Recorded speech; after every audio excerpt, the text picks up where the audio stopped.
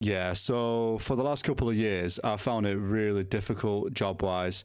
I've job hopped between 7 different jobs. I think I've only just managed to find a nice happy medium, but the last couple of years has been a bit of a struggle for me. So in this video, I just want to talk about the several jobs I've gone through, not in great detail, but just enough to give you some context of what I've experienced. Yeah, so here we go. Before I do talk about these places, I will just be calling them Pub 1, Pub 2, because I don't really fancy getting done for slander. So Pub 1, pretty grateful I got it. You know, it's the reason why I got to move to Darwin, which was wicked. Yeah, not a bad place. It was around the corner. You know, it was literally a stone's throw away from the house, which was really convenient. I got to exhibit a lot of my work there as well. The space isn't great because the lighting itself wasn't the best, but yeah, I got to do that. But other than that, the management was terrible at times.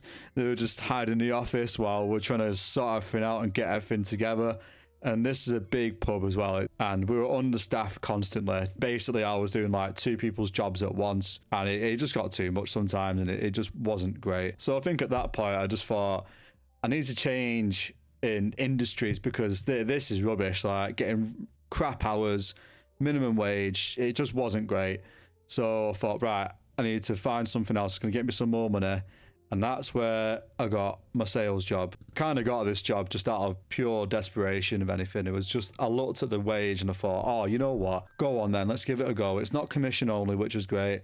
I think it was like 27 grand a year starting as well. So it was pretty good wage to start with. The hours weren't too bad, about 40 hours a week. It's pretty standard really. But yeah, there were some scummy sales tactics, let's just put it that way. They were basically teaching us to rip people off. So as this was a tech company, they would get us to sell mobiles, broadbands and things like that. But the mobiles in particular, that was the thing that they loved. They emphasised them the most because that's what got your stats to a really good point. And basically, oh yeah, if you get a mobile, you get X commission and you also get good stats. It keeps you in line, that sort of thing. Problem was, they were quite hard to sell because most people already have mobile contracts. So what did they do? They resorted to lying. For example, if someone wanted to increase their internet speeds or get a new plan, you would rope in a mobile bill to make it seem like it's part of the plan, when actually it's not. It's not part of the plan. You don't need it. And me actually having a conscience, I didn't want to do this, and it felt really unnatural, and I felt like a scumbag. I know that sales is about getting the most out of your customers and getting the most sort of product and sales out of someone, but I just wanted to help people really. I just wanted to make everyone's lives a bit easier, just sort of getting better packages for them and doing whatever else and selling things in a more ethical way. I think the pressure came from the constant goalpost shifting. They kept making the targets more and more difficult to achieve. It just became unrealistic at one point. And yeah, like I had a really big moral battle in my head. Like I needed to make money. I needed to keep my job and all that. So in the end, after literally 2.5 months of being there, I quit.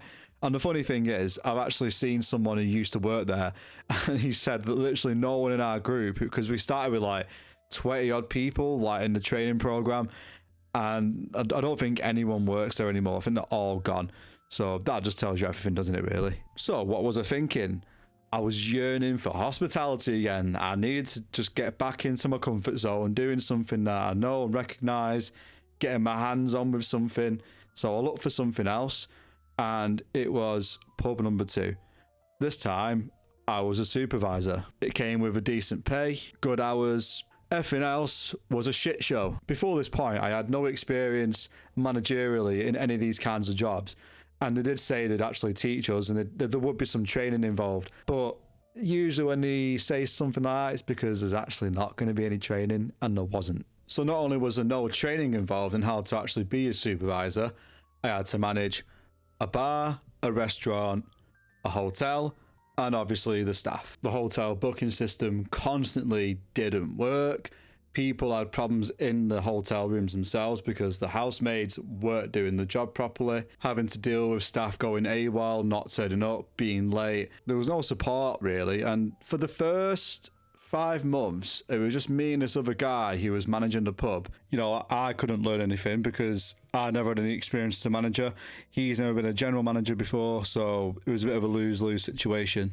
That's when, after about 6 months later of struggling, that's when the cavalry decided to come in and try and help us. So we got a new general manager, we got an assistant manager as well. The assistant manager was okay, but the general manager was just so lazy and so bloody useless sometimes. I'm not being funny, but I'm not using these terms lightly as well, because what I experienced, I just couldn't believe that someone would sit in an office for so long, do nothing, and then they'd have the cheek to turn around to you and have a go at you for not doing small things. They'd message me outside of work as well. This is something that just really annoyed me, because when you get out of work, you just want to be left alone, to shut off and be back in your little bubble at home.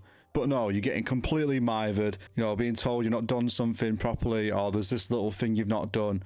Not to mention, they just decided to start hosting these mad events like weddings and DJ things and whatever else when we weren't ready for it, because the whole place was in shambles. We needed to get things back to being normal, actually getting the basics right, and then we can think about actually hosting these mad things.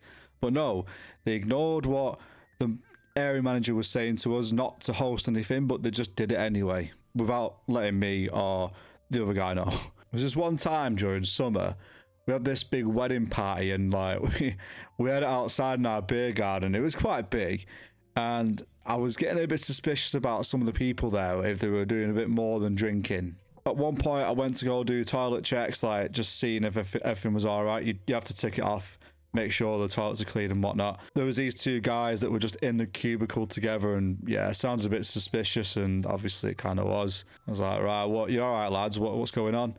So, oh, nothing, mate. All right. But yeah, I looked in the toilet and there was a little bag. Just use your imagination. You can tell what it is. I'm not going to say what it is on YouTube because, get told off. So as promised, I kicked them out. A couple of the lads basically just tried squaring up to me, trying to fight me and that, like, oh, I'll get you. I'm going to see you about you, mate. I'm going to have you. All right, whatever, mate. So yeah, after a bit, I just got whittled down, and eventually I just said, right, I don't want to be a supervisor anymore. I just want to be a team leader or something. I was like the step below it or something. I was quite happy to do that and get a bit less hours because I was just getting fed up with the place. And that's when I started looking for something else.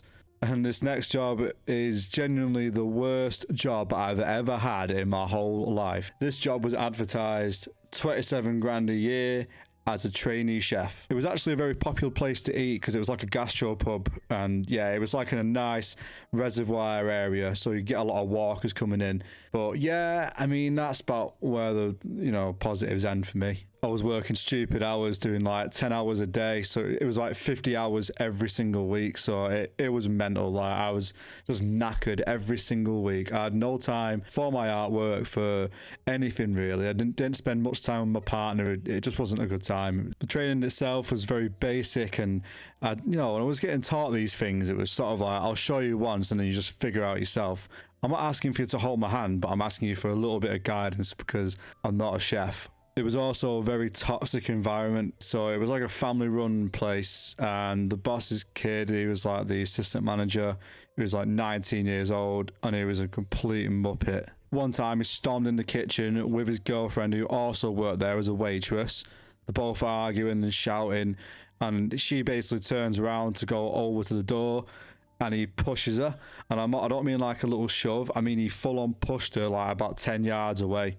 But no, he'd also try shouting at me and the other chefs, and I thought, yeah, I'm not having this, mate. I basically told the manager there, it wasn't his dad, it was like someone else, but I told the manager, I was like, listen, he's a problem.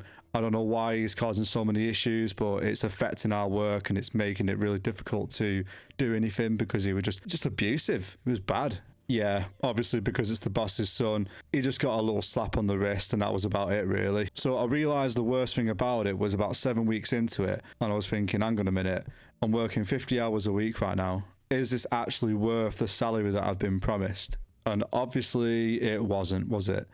I was being underpaid. So according to how many hours I was working in line with the salary, I was getting paid a £1 under minimum wage, which doesn't seem like a lot, but it really is a lot, and it does add up a lot. and for how much I was working and grafting my ass off, I was annoyed. I pulled them up about it, and they just said, "Oh, just blame the tax man. It's not us, blame the tax man." So I went back, I did like a little calculation thing, I just wrote it down on a piece of paper and give it back to them, and eventually they were like, "Oh yeah, actually my maths were wrong there. Your maths was wrong. How could you get the wage wrong for your employee? And also, how could it have been 7 weeks and they not realised it until I said something? It's almost like they don't want to pay me." Anyway, not long after that happened, I basically just quit on the spot one day. I turned up, came in, and I was like, "This ain't for me, bye." And funnily enough, I quit during December, and they were like, "Oh, you might not get a job, you might not get a job in that time." I got a job within a week. Yeah, so that leads us into kitchen 2 and number 3. I'm not going to talk about these ones that much because they're very, very short, like the little stints really. The second one, literally, I was there for about a month, and I just left because I wasn't fitting in with the team, and it wasn't the greatest place. Kitchen number 3 though, bad, not good. I thought I did all right for a bit, and they did actually say that I was doing quite well, and like, you know, I've got a good work ethic and whatever else. But they called me up one day and they just said, "Oh, we don't think you're right for it, and we think that you might be stressing out a bit too much on the pass." All right, so what's all this about saying I've got a good work ethic in the same breath? Okay, fair enough. Now, I wouldn't have minded so much, but after this, I was unemployed for about 4 weeks. I mean, after all that, it's led to the job I'm in now, which I'm actually very comfortable in. I think it's really, really good. If I'm trying to sum up anything or kind of like, you know, reflect on this in some way, 1, do not go into a job out of desperation. Please do not. Just because you really hate it somewhere, do not just quit the job and go somewhere else and not think about it. You'll end up somewhere and you'll just be miserable, and then you've got to go through the same process again. Number 2, stand up for yourself. If people are taking the mick out of you and they're just gonna like start underpaying you, because there was one guy at kitchen number 1 who just accepted the fact he was getting paid under minimum wage and was getting overworked. He just accepted it and didn't stand up for himself. Don't be that person. Stand up for yourself and make sure that you're being treated fairly in the workplace. And last but not least, what I think is the most important out of all of them, time, balance, work-life balance. I do not care how much the employer emphasizes how much they need you and how much you're part of the family. Don't listen to this rubbish, because it is a complete red flag. You need to worry about the people that are your family, your friends, even just yourself. If you live on your own, think about your own time, think about the things you want to do and what you're interested in doing, because work isn't everything. So yeah, I appreciate you listening to this video, guys. I know it was a bit of a rant again, but I hope there was a couple of takeaways from that. So yeah, until next time, I will see you in a bit, and don't forget to like and subscribe. I'd really appreciate that. Thank you so much. See you later.